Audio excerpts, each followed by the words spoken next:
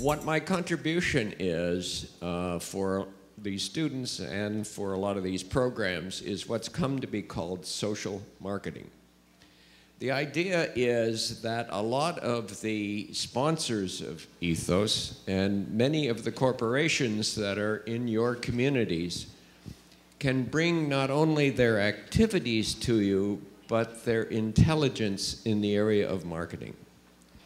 And when I teach my students and when I work with these various clients around the world, we talk about the principles that the private sector uses to market products and services and try to show people in various social programs how these very ideas can be applied to their particular challenges.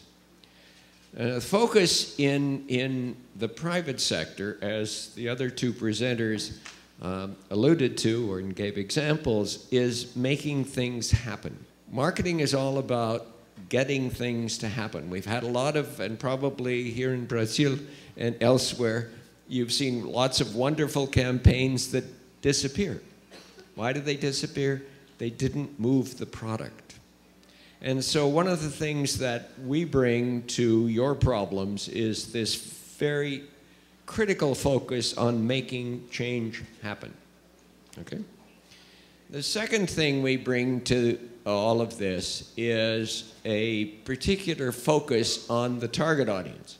One of the problems of a lot of campaigns that I've worked on, and perhaps some of your campaigns, is that there's a lot of focus on the campaign and what you care about and what you think is important and what you think the world ought to worry about, rather than focusing on the target audience and where they come from. Because what we've learned in the private sector is that the way to have a successful product or service is to start with understanding the target audience and what they're looking for. And in the social domain, one of the ways that we've expanded this idea, and I've talked back to the private sector people about the value of this approach, is that to get someone to do things that socially, you have to have three things. Well, you have to have a lot of things, but the three things that I focus on are motivation. That is, people have to be wanting to do something. But in a lot of cases, you also need opportunity. That is, if you want somebody to exercise, or you want a child who is obese, which we have a lot in our country, and you want them to exercise more, you can motivate them to want to exercise. But if they're afraid to go in the school playground because it's dangerous, or that they don't have the facilities, they're not going to do it. So you not only have to motivate the child, you have to present the opportunity for them to do the behavior.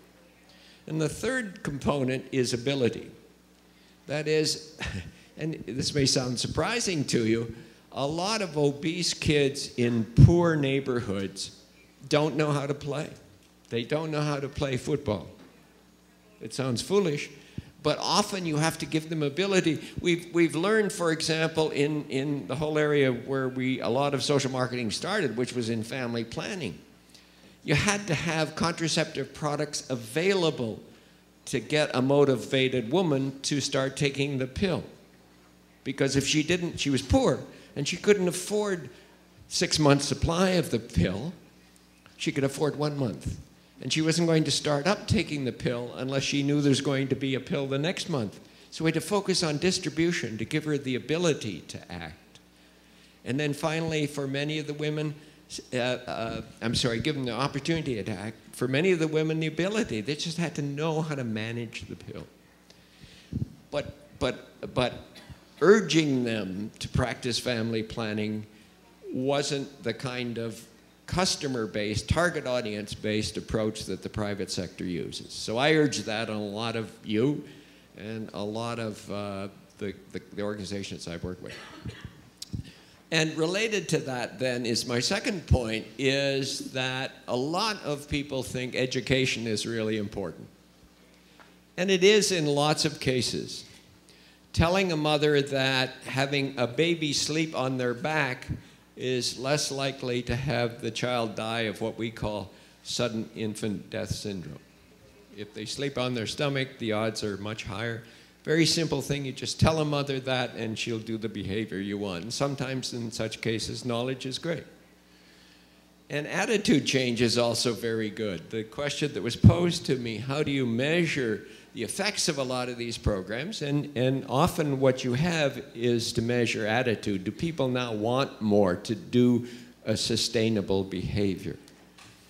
The problem is that certainly in our country, and perhaps for even some of you, we all know we ought to exercise more and we ought to eat more healthily. We know that. Having campaigns tell us we ought to do that is not a very good use of people's resources. We need to get inside the heads of the target audience and find out why they're not actually doing it. You know, what's keeping them and what do we need to put in place in our campaign to get them to move towards the behavior, and then let's measure the behavior.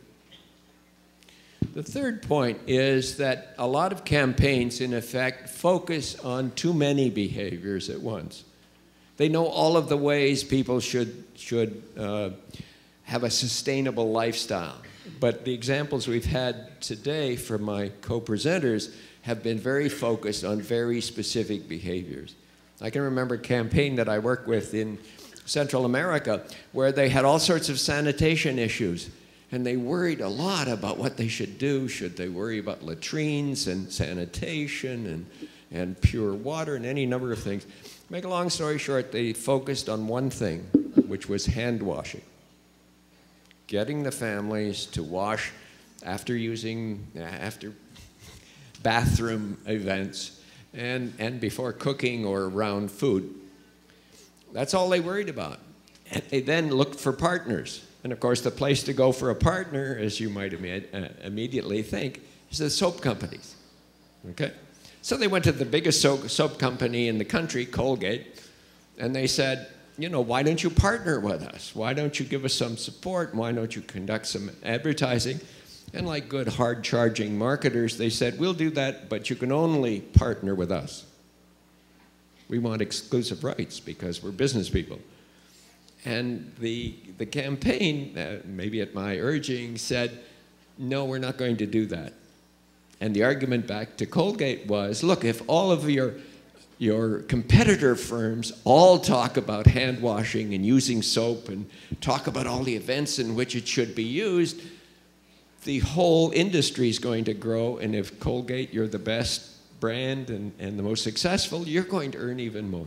And they won. And they all went into it, and there was a huge increase in hand washing. Segmenting is something we learn in the private sector. That is, all target audiences are not the same. And one of the ways that I spend a lot of time with target audiences is looking at how do we find what we often call, there's an expression in the US, I don't know what the equivalent here is, but the idea of low-hanging fruit.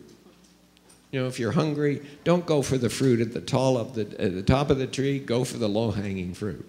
And if you don't have a lot of resources, which I suspect most of your programs do not, then what you want to do is focus on a segment that is likely to change. We talk about readiness to change as an important variable. How can you find those people and focus on this kind of low-hanging fruit? And then the last thing I said is be sure to measure behavioral effects when you can. Don't measure output. Don't measure, I mean, do measure those things, but don't pride yourself on the fact that you've done a lot of activity. There's been a lot of commercials shown. There have been a lot of brochures handed out. If you don't see the impact of behavior change, I don't think you should be quite so content with what you're doing.